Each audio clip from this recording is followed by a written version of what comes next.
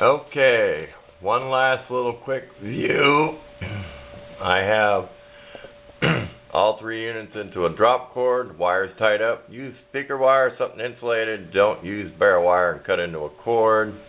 It's kind of a mess, but you won't see it. It's just to get it on the radio desk. This is what I wanted to show. I will be switching this though. This is my little thing to plug in my MP3 player. We're going to use the CD input because we're going to use the DVD player in case you want to play a CD, which we have very few CDs. We have a nice little DVD player. We have two of them that does play CDs, but I come across one. This is that cord I was talking about. It takes two of these, the left and the right, and here's what plugs in when your earphones plug in. Okay, how these work is, don't use these on a mono system. I have because I know how to wire it, but here's one balance, hot on the tip. Old school was just mono, this was all ground. We have a left and a right, so it's going to be either way. You're going to have either side, left or right here. You set black, and this is all ground.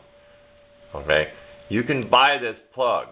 Okay, you can buy this plug, and you can find out with your continuity meter, ohm meter. You do this stuff. You can take one of these old cords right here. You can chop the end off, and if you can fit it in there, because you're fitting two cables into one, you can hook this up. You put both braids to ground. You can put, like say, the white to this one and the red to this one inside of it. So you can make one of these cords simple if you go by the plug. I just got lucky and only gave a couple bucks for this plug. I will be switching this though, because I mentioned in the other video, I was listening to a couple songs and this is all they did wrong. Maybe that's why they sold them for $2. These are backwards.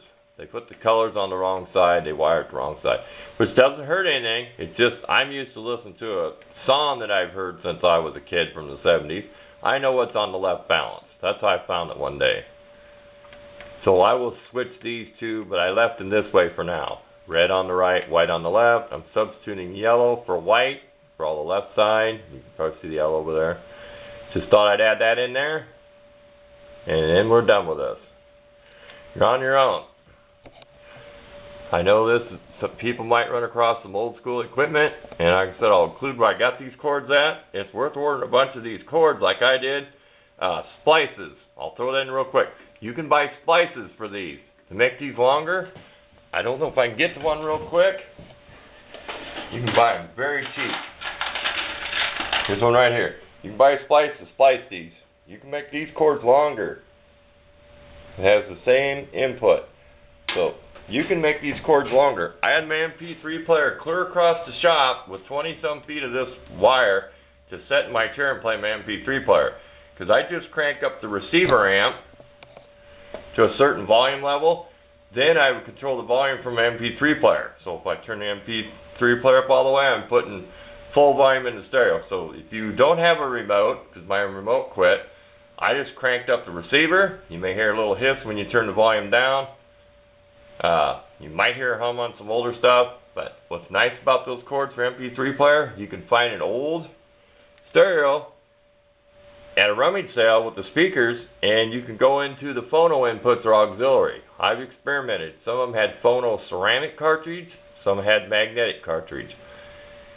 So you got lucky. If you had even a phonograph input to an old school stereo, console stereo, I'm sure there might be a few videos on YouTube somewhere out there.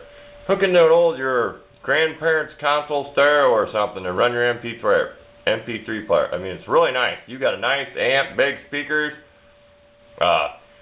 It don't cost you anything but the cord.